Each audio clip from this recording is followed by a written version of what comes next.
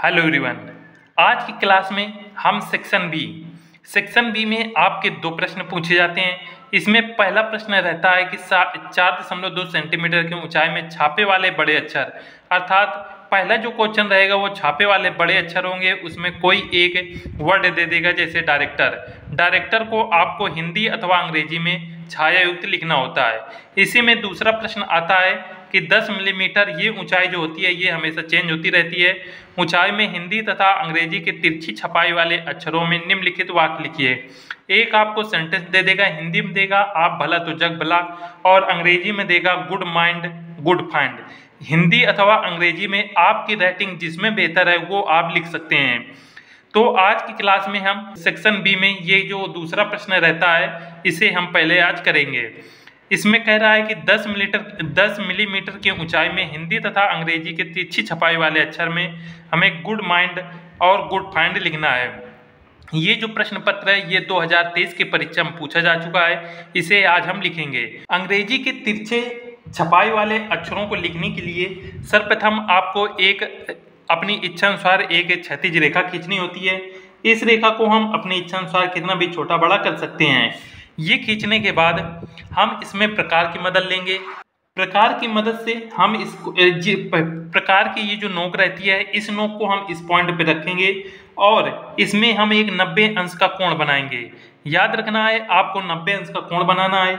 इसमें जो कोण है वो आप चांदे की मदद से नहीं बना सकते, नहीं तो आपके नंबर कट जाएंगे। 90 अंश का कोण बनाने के लिए आप इसे इस प्रकार से घुमा देंगे। इसके बाद प्रकार की ये जो नोक है इस नोक को हम इस पॉइंट पे रखेंगे जहां पे ये चाप लगा हुआ है, और पहला चाप इस प्रकार से लगा देंगे। उसके बाद प्रकार की नोक हम इस वाले चाप वाले पॉइंट पे रखेंगे और दूसरा चाप यहाँ पे लगा देंगे।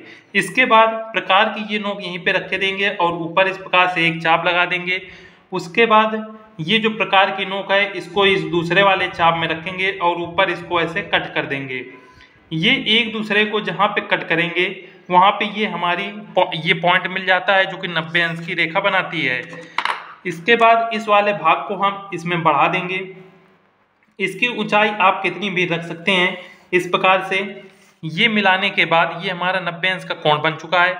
अब हमें एक न्यून कोण इसमें बनाना होता है। ये न्यून कोण जो होता है वो 90 अंश से कम हो सकता है। तो इसमें आप चांदा की मदद लेंगे और चांदे की मदद से एक हमारा जो पॉइंट है यहाँ पे आप 30 डिग्री लिख सकते हैं, 40 डिग्री, 45 कुछ भी ले सकते हैं। मान लीजिए हम इसमें एक न्यून कोण 30 डिग्री की लेते हैं। 30 डिग्री लेने के बाद ये जो पॉइंट है इन पॉइंट को इसमें मिला देंगे।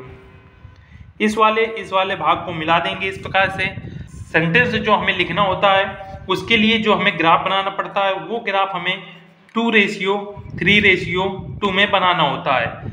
साथ में इसमें ऊंचाई कह रहा है 10 मिलीमीटर। 10 मिलीमीटर का मतलब होता है 1 सेंटीमीटर। ये जो हमारा पटरी का भाग होता है इसमें यहाँ 0 से लेके 1 तक ये जो भाग है ये 1 सेंटीमीटर है। या इसके ये जो बीच में ये छोटे छोटे होते हैं, ये जो 1 2 3 लिखे हैं ये 1 मिलीमीटर होते हैं। 1 2 3 इसी प्रकार से ये 10 तक हो जाते हैं। तो 0 से लेकर 1 तक इस 1 सेंटीमीटर वाले भाग को हम 10 मिलीमीटर भी कहते हैं और 1 सेंटीमीटर भी। तो 10 मिलीमीटर में 1 सेंटीमीटर होते हैं। तो इस वाले भाग में हमें इसकी ऊंचाई जो हमें 1 सेंटीमीटर रखना है। तो 1 सेंटीमीटर ऊंचाई रखने के लिए इसमें जहाँ पे 1 सेंटीमीटर आ रहा है वहाँ पे इस प्रकार से पॉइंट रख लेंगे। या फिर आप प्रकार लेंगे और प्रकार में इसमें 1 सेंटीमीटर इस प्रकार से नाप लेंगे और इसमें इस प्रकार से चाप लगा देंगे। चाप लगाने के बाद अब हमें ये 2:3:2 निकालना है।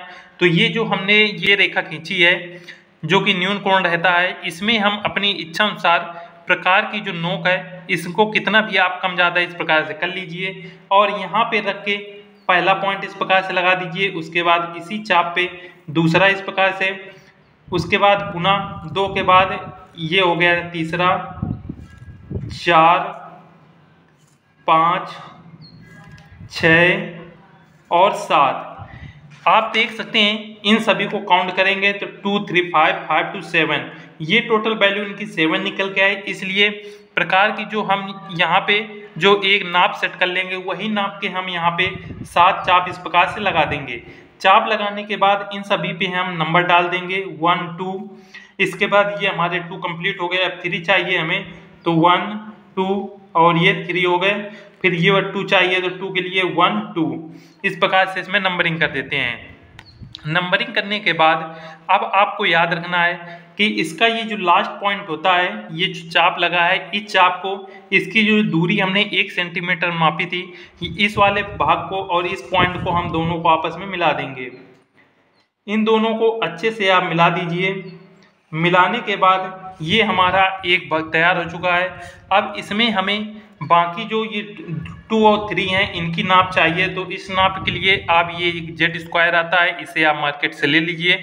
इसकी ज़रूरत आपको ये ग्राफ बनाने में पड़ेगी। जेड स्क्वायर को आपको इस प्रकार से रखना है कि ये जो हमारे ऊपर की रेखा है, पहली जो रेखा खींची थी, इसके इस प्रकार से ऊपर बिल्कुल रखेंगे जेड स्क्वायर को, और ये जो पटरी है, पटरी को हम इस प्रकार से इसके नीचे बिल्कुल ऐसे लगा देंगे और पटरी को बिल्कुल इसमें चिपका के आपको रखना है। इस प्रकार से लगाने के बाद ये जो जेड स्क्वायर है, जेड स्क्वायर को ये जो हमारे जहाँ पे हमने ये 3 लिखा है, इस 3 तक इसको बिल्कुल इसके नीचे तक इस प्रकार से लाएंगे।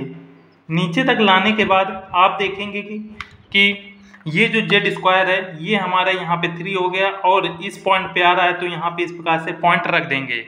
इसके बाद अब हमें ये 2 चाहिए, तो 2 के लिए पुनः इसी पटरी को इस प्रकार से पकड़ेंगे और इसको नीचे इस प्रकार से लाएंगे। इतना लाने के बाद जहाँ पे ये हमारा 2 लिखा हुआ है, ये 2 है, 1 2, इस वाले चाप से इस वाले चाप पे इस प्रकार से पॉइंट रख देंगे। इतना करने के बाद ये जो इस पॉइंट से लेके हम एक इसमें इस प्रकार से सीधी एक रेखा खींच देंगे। और याद रखना, इस प्रकार से जब रेखा खींचेंगे तो इसके और इसके मध्य की दूरी 1 सेंटीमीटर रहनी चाहिए।